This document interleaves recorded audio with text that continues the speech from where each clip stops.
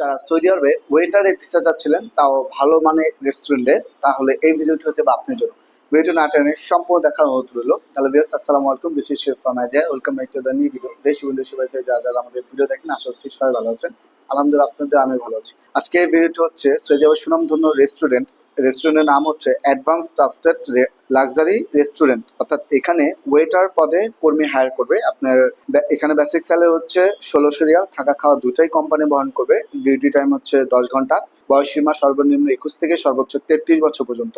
এখানে অবশ্যই আপনার যদি ইন্টারভিউ দিতে হয়, তাহলে আপনার সর্বনিম্ন এসএসসি পাস লাগবে এবং ভালো মানের ইংলিশ জানতে হবে।